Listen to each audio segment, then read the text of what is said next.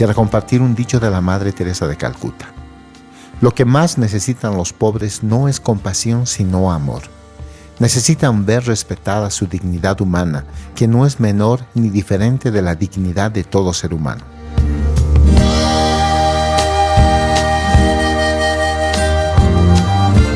Welcome to the fifth episode of Weaving the Blanket. Bienvenidos al quinto episodio de su programa Tejiendo el Aguayo, historias de fe, sacrificio y martirio de cristianos de la Iglesia Evangélica Metodista en Bolivia. My name is David Mi Stevenson. nombre es David Stevenson.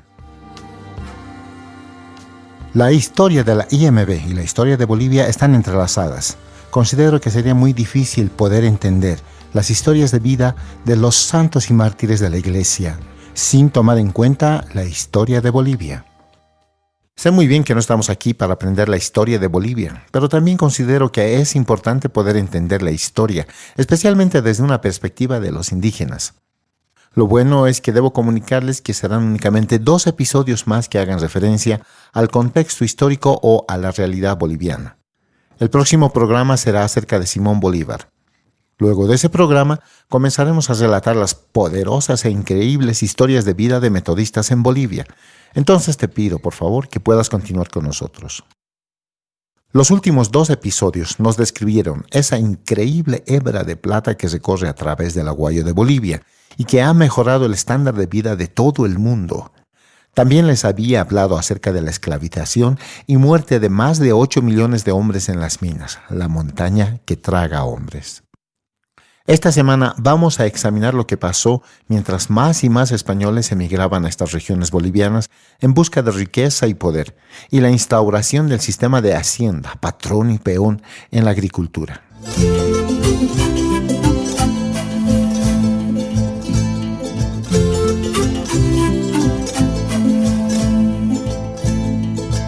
Because the Spaniards were the first Europeans to arrive in South America, Ya que fueron los españoles los primeros europeos en llegar a Sudamérica, y de acuerdo a sus leyes europeas, ellos creían que tenían el derecho de reclamar toda esa tierra en nombre de la corona española y los reyes católicos, Fernando e Isabel.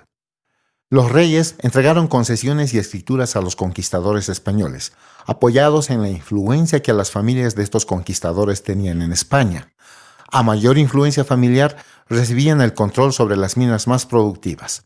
A menor influencia, recibían menor cantidad de minas. Pese a eso, alrededor de 1575, casi todas las áreas de una buena minería habían sido otorgadas en favor de los hijos de nobles españoles. Aquellos españoles que llegaron a estas regiones y que no tenían la propiedad de una mina, encontraron otra manera, también tradicional, de conseguir la riqueza y el poder. Estas eran las tierras. A principios de 1575, los reyes de España comenzaron a otorgar concesiones a esas familias que sirvieron a la corte real, encontrando favores a cambio. No había una ley que se aplique a las haciendas. El rey de España necesitaba dinero para pagar la administración y a un ejército permanente en Bolivia, para proteger a la corona española y a la enorme flota española. Entonces decidió que aplicaría impuestos a las grandes tierras granjeras de Bolivia. Obviamente, la gente indígena que vivía en esas tierras no tenía el dinero para adquirir y pagar los impuestos sobre tierras que su familia y su comunidad habían vivido y cultivado por cientos de años. Pero los conquistadores, estos hijos secundarios de la élite española, sí podían pagar los impuestos. En consecuencia, una enorme cantidad de concesiones de miles de hectáreas fueron entregadas a las familias individuales. Estas familias de nobles no esperaban trabajar las tierras por sí mismos, simplemente iban a tomar la producción de esa servidumbre de granjeros que ya estaban viviendo y cultivando esas tierras. Las divisiones en propiedad hechas por los reyes de España en Madrid simplemente ignoraron la existencia de la gente y de los pueblos que ya estaban cultivando esas tierras por miles de años. Los indígenas encontraron de pronto que sus casas y sus cultivos eran súbitamente apropiados por patrones españoles y ellos mismos comenzaron a ser controlados por esos mismos patrones. Eran en realidad pequeños feudos gobernados por esas familias, esos patrones con poca o ninguna influencia externa. Lo primero que la mayoría de estos patrones hicieron fue obligar a los indígenas a trasladar sus hogares hacia áreas periféricas menos productivas en lugar del área central que era más productiva. Se exigía a cada familia trabajar en porciones de la tierra que el patrón había adquirido. Esta se dividía en el número de familias que vivían en ese nuevo sistema de hacienda. Este trabajo iba en beneficio del patrón y no de las familias que habitaban allá. Cada patrón trataba a sus peones a su antojo. Seguramente habría algunos patrones que trataban a sus peones de manera amable y justa, pero es claro que la mayoría de ellos los trataban ni más ni menos que esclavos. Se les asignaba cuidar ovejas, plantar papas u otros vegetales y debían cumplir una cuota que estaba establecida por los patrones. Luego de trabajar todo el día en las tierras del patrón o con sus rebaños, ellos iban a trabajar en las pequeñas parcelas que el patrón les había asignado, para que el peón pueda cultivar el alimento necesario que mantendría a su familia. No solamente trabajaban gratis las tierras del patrón o cuidaban su rebaño, sino que también debían entregar un porcentaje de su cosecha personal a manera de pago por el uso de la tierra que tan generosamente el patrón les había otorgado. Si es que el peón no lograba cubrir la cuota necesaria de su trabajo gratuito que debería entregar al patrón, ellos debían cubrirlo con los productos de su cosecha personal.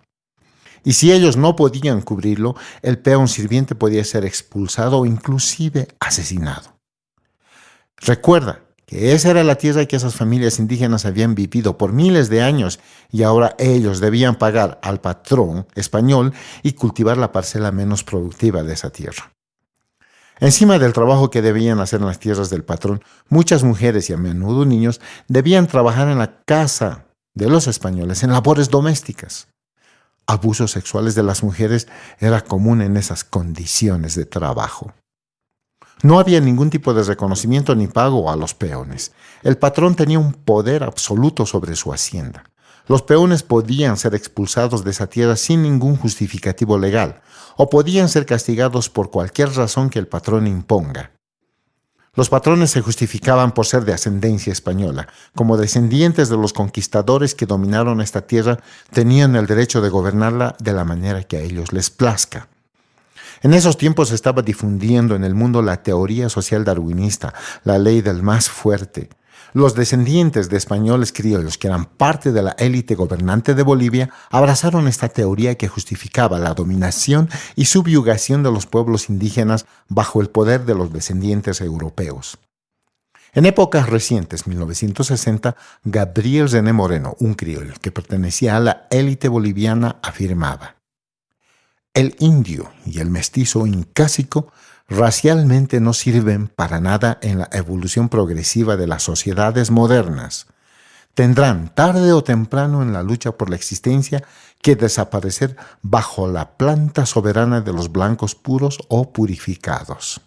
En 1971, Bautista Saavedra, personaje que pertenecía al ciclo oligárquico boliviano, dijo: si una raza inferior colocada frente a otra superior tiene que desaparecer, ¿hemos de explotar a los indios aymaras y quechuas en nuestro provecho o hemos de eliminarlos porque constituyen un obstáculo o rémora en nuestro progreso?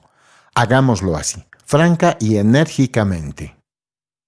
Alcides Arguedas, el representante intelectual de los patrones, consideraba a los indios como seres inferiores. Él dijo: el indio aymara, salvaje y huraño, como bestia de bosque, entregado a sus ritos gentiles y al cultivo de ese suelo estéril en que, a no dudarlo, concluirá pronto su raza. Esos tipos de temor y de manera abierta proclamaban que la raza indígena estaba destinada a ser esclavizada o a enfrentar el genocidio para desaparecer como raza. La monarquía española también otorgó tierras y sus habitantes en beneficio del clero católico para construcción de iglesias. De hecho, los más grandes propietarios y patrones de tierras en Bolivia eran los curas jesuitas. Aparentemente, el trabajar para un cura no era mejor que trabajar para los patrones. Algunos de los actos más despreciables fueron hechos por los sacerdotes católicos que tenían a su servicio indígenas en las áreas rurales.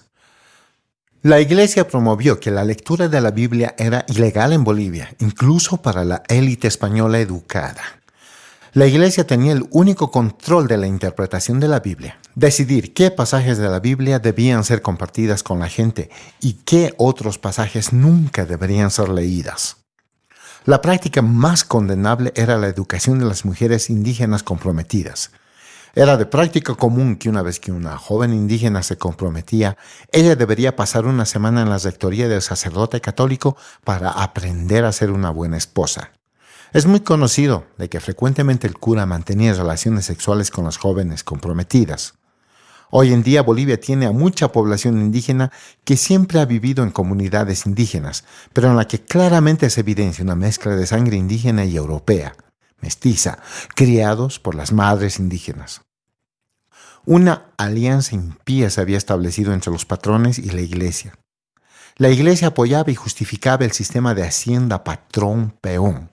Predicaba que Dios había ordenado tener ese sistema.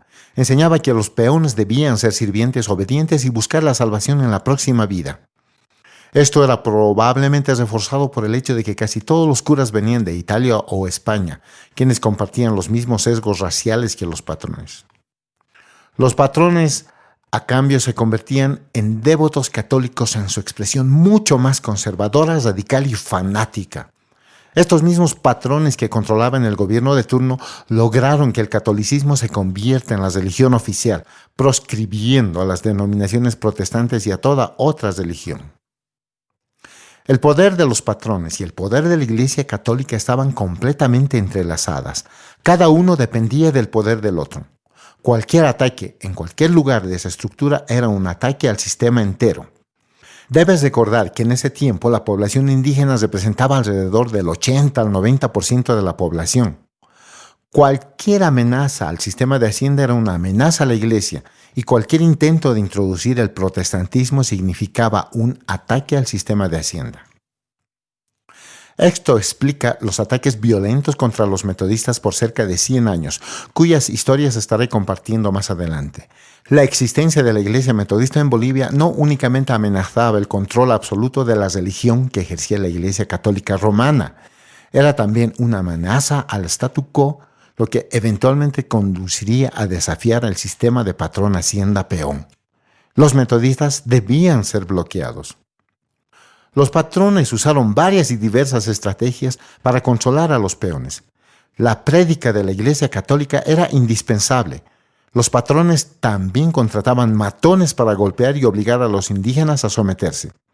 Pero lo peor de todo era la falta de educación, el hambre, las condiciones insalubres y la falta de acceso a cuidado médico a la que sometían a los indígenas para consolar a los peones. Cuando uno está enfermo o desnutrido, no te interesa la política, únicamente te preocupa lo que vas a comer durante el día.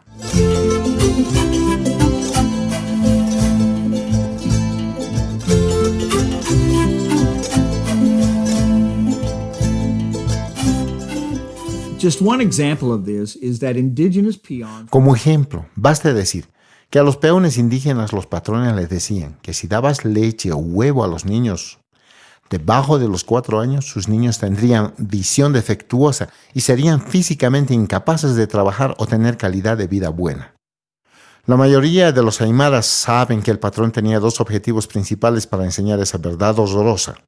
Primero, que el queso y los huevos eran productos de gran valor y los patrones querían que todos esos productos lleguen al patrón para alimentar a sus hijos, su familia y para venderlos. Segundo, muchos aymaras estaban seguros de que los patrones deseaban mantener a los niños indígenas desnutridos para atrasar y dañar el desarrollo del cerebro de estos indígenas. No todos los indígenas vivían en las haciendas. Aquellas comunidades indígenas que vivían en áreas remotas, en tierras improductivas o en las periferias que rodeaban las ciudades, se les permitía mantener sus tierras, pero eran víctimas de las autoridades militares, civiles y eclesiales, como también del requerimiento del pago de impuestos para el Estado.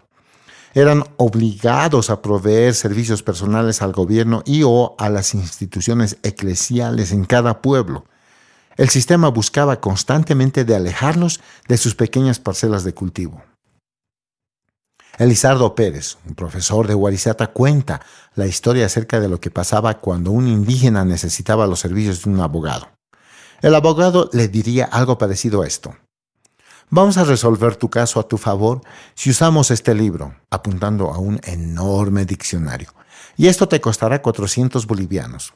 Si solo usamos aquel libro, apuntando a un panfleto, solo te costará 100 bolivianos, pero seguro que perdemos el caso. ¿Cuál libro te gustaría que yo use? Los sacerdotes locales tampoco perdían la ocasión de tomar ventaja de la ingenuidad de los indígenas en relación a su fe. La calidad del servicio de la iglesia dependería de la cantidad de dinero que los campesinos podían pagar cuando necesitaban de un cura. Cuando los indígenas necesitaban una misa para el alma de quienes habían fallecido, la validez de la celebración estaba en relación al pago que se hacía. Por 50 bolivianos este servicio haría posible que el alma del difunto llegue hasta el cielo. Por 20 bolivianos las almas apenas llegarían al purgatorio. Si no tenías con qué pagar, tus seres queridos estaban condenados al infierno. Todo esto estaba plenamente justificado por las élites de los criollos. Ellos eran indios de todas formas, y es así como los indios deben ser tratados.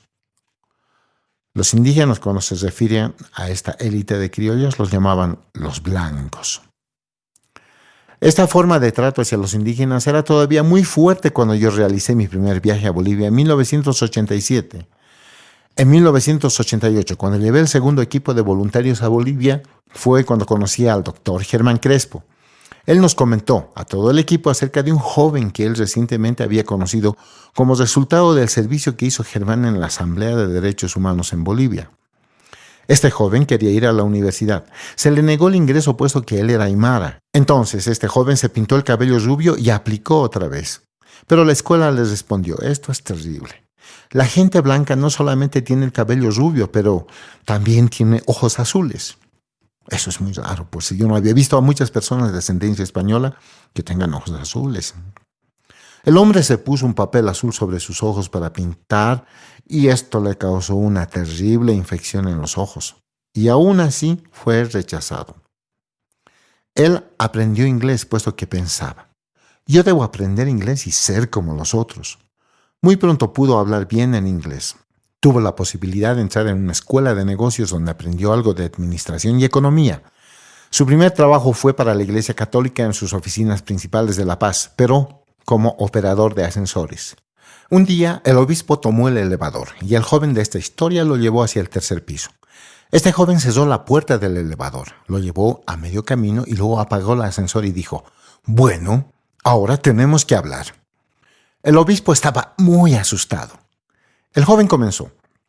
Usted siempre habla de amor y mire mi sueldo. Hablo inglés, he estudiado economía, puedo manejar. Ustedes no me dejan trabajar en otras labores con más capacidad, excepto manejar este ascensor. Y todo esto es porque yo soy aymara. El obispo le contestó que él vería qué podía hacer. El joven dejó al obispo fuera del elevador. Y esta autoridad lo despidió justo al siguiente día. Tiempo después, este joven trabajaba en un taller de impresoras de periódicos. Alguien de la tienda le preguntó si quería ganar un dinero extra. Seguro, respondió. Tenemos que vender este repuesto de maquinaria. ¿Por qué no vas a un periódico y ves si puedes venderlo? Entonces él fue y preguntó en la otra empresa si deseaban comprar el repuesto que tenía en las manos. La gente le dijo, claro, por supuesto. Pero ellos llamaron inmediatamente a la otra empresa para avisar que había alguien que estaba intentando vender una parte de su impresora. Había sido robado por el hombre que le había dado. El joven fue inmediatamente arrestado. Desde la cárcel, él llamó a la Asamblea de Derechos Humanos y Germán fue a visitarlo a la cárcel. El pobre joven contó a Germán toda su historia, cómo aprendió inglés, sus estudios en economía, de que podía manejar, pero que nadie le daba trabajo por ser aymara. Él dijo: mi nombre es Franz Noel Oplan. Germán le dijo: ese no es un apellido aymara. ¿Y qué significa? ¿Por qué tomaste ese nombre? Era en realidad Napoleón, pero leído al revés. Estaba un poco loco también. Derechos Humanos lo sacó de la cárcel. En 1988 trabajaba en la caseta de control de la autopista que une La Paz con el aeropuerto. ¿Saben cómo gasta su salario? Él va al Hospital General cada mes y escoge a una joven que tiene un bebé que está enfermo. Él le dice: me gustaría ayudarte con los gastos de este mes. No quisiera que ningún bebé aymara sufra como yo he sufrido. Esta es una pequeña historia acerca de la opresión que existe contra la gente indígena. Hay millones de otras historias.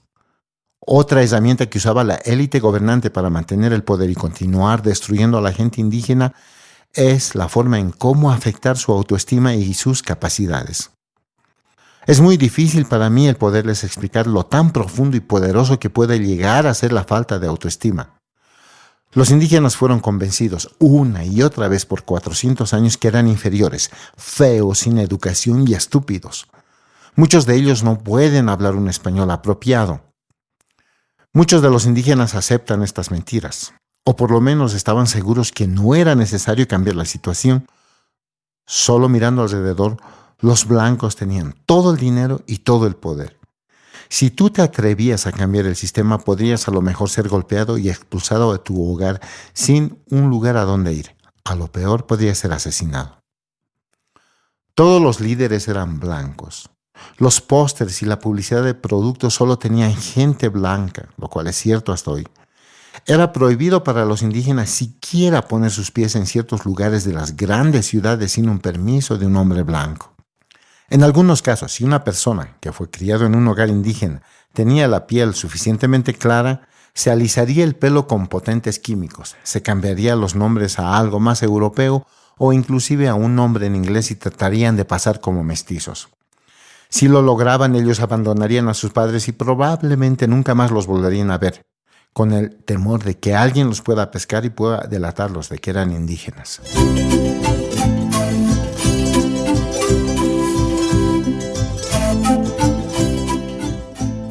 In 2008, I had one of the most bizarre... En 2008, yo recibí la llamada de un alto miembro del nuevo gobierno de Bolivia, el cual estaba siendo gobernado por un presidente indígena. Esta persona era un metodista y me pidió tener una reunión en su oficina. Yo no lo conocía y no estoy seguro cómo llegó a saber de mí. Yo pensé que era acerca de algún tipo de trabajo de misión que estaba realizando. Cuando llegué allá, inmediatamente me di cuenta que no era acerca de mi trabajo.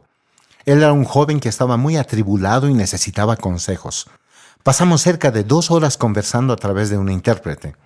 Él me había convocado al haber escuchado de mi trabajo en Ingenieros en Acción y también con la iglesia metodista. Alguien le dijo que yo era una persona en quien se podía confiar. Esa persona no quería hablar con ningún pastor indígena. Él sabía que yo entendía muy bien la realidad boliviana. Obviamente no puedo decir su nombre o el ministerio en el cual él estaba trabajando. Este joven era indígena y había crecido en un pueblo bastante poblado. Era ambicioso e inteligente y buscaba una mejor vida para él mismo. Se identificó como mestizo, cambió su nombre aymara por uno español, se alisó el cabello y se trasladó a La Paz. Obtuvo educación y un buen trabajo. Incluso se casó con una bella dama blanca. Durante las elecciones presidenciales del 2005, cuando Evo Morales se postulaba para ser presidente, este joven cambió repentinamente su actitud. Se unió a la campaña y se identificó una vez más como aymara y terminó trabajando para el gobierno. En 2008 el gobierno estaba haciendo campaña para una nueva constitución que eliminaría todas las leyes de discriminación y determinaría el fin de la Iglesia Católica como iglesia oficial. El gobierno le pidió ir a su pueblo para hablar a favor de la campaña por esta nueva constitución. Cuando él fue presentado a la multitud usando su nombre español, la gente comenzó a abuchearle y a silbar. «¡Te conocemos! Tú eres...» y usaban su nombre aymara. «Tú nos has abandonado, abandonaste a tu comunidad y a tu familia». Fue abucheado y rechazado y tuvo que dejar el escenario e inmediatamente recluirse en La Paz. Él me decía: «Yo solo quise una mejor vida para mí», pero cuando tuvo que enfrentar todo lo que había renunciado fue para él devastador. Me hablaba de la IMB y de la posibilidad de convertirse en un pastor metodista. Pero si él hacía eso, sabía que su esposa y sus hijos lo abandonarían. Yo le dije que el hecho de convertirse en pastor no es algo que uno hace cuando las cosas no le salen como uno quisiera en la vida. Es un llamado de Dios. Le di los nombres de algunos pastores metodistas que sabía que podían ayudarle a tomar esa decisión y ayudarle a superar esta crisis de identidad, además de guardar el secreto. Una de las herramientas más intencionalmente utilizadas por los patrones para consolar a los indígenas y destruir su autoestima es evitar su educación. Era ilegal enseñar a una persona aymara a leer y a escribir en la lengua nacional del español hasta la revolución agraria que sucedió en 1952. Piensa en esto. Por 400 años era ilegal que los indígenas puedan aprender a leer y a escribir en su propia lengua. Los patrones sabían que era esencial mantener a sus peones lejos del aprendizaje acerca del mundo externo. Los patrones y sus empleados dirían siempre que los indígenas eran ignorantes porque eran seres inferiores. El pastor Loza me contó la historia de una persona en 1990, quien enseñaba a los indígenas en las ciudades a leer y escribir en español. Alguien le dijo: «Es muy triste ver tu generosa pero estéril labor. ¿No puedes entender que los indios no pueden ser educados? Mira aquello». Y continuó hablando mientras sus dedos apuntaban a dos burros que estaban cruzando el camino ese momento. ¿Construirías una escuela para educar a esos burros? Los indios son animales y por lo tanto no pueden ser educados. Tú estás perdiendo tu tiempo. ¿Por qué había tanta humillación, denigración y odio? La oligarquía tenía miedo del pueblo indígena, puesto que si comenzaban a recuperar su identidad, su dignidad, si aprendían a leer, sería un paso peligroso que terminaría la dominación de la clase criolla en Bolivia. En consecuencia, era determinante el prohibir legalmente a los indígenas la posibilidad de leer. Y es por esa razón que la ley que se aplicaba contra cualquiera que se atreviera a enseñarles propinaban un castigo extremo que incluía hasta cortar las manos. El pastor Loza, en 1970, escribió un papel que titula «La misión de la Iglesia Metodista es parte de la fábrica histórica de Bolivia». En ese documento él afirma: «La educación es una expresión de libertad para los sirvientes, quienes siempre resultaban ser el pueblo indígena, perdido en sus propias tierras, perdieron su mentalidad y espíritu y se convirtieron en esclavos. El leer y escribir significaba subversión en esos tiempos para los círculos del poder. Era la educación, la herramienta para recobrar el discurso, la acción, de forma que ellos puedan vivir, pensar y actuar como seres humanos. La educación tiene un significado místico, una causa sagrada y una fuerza de liberación para los indígenas. Ayudaría a poder verse como personas reales, quienes podrían reivindicar la tierra, la identidad y la educación». Gustavo estaba en lo correcto. Era la educación la que pondría un fin al sistema de hacienda en 1952. Era la educación y el coraje de los líderes indígenas que enfrentarían el sufrimiento e incluso la muerte si era necesario para poner fin a ese sistema de opresión y discriminación. The Methodists of Bolivia were often on the front line. Los metodistas de Bolivia estaban a menudo en las primeras líneas de batalla.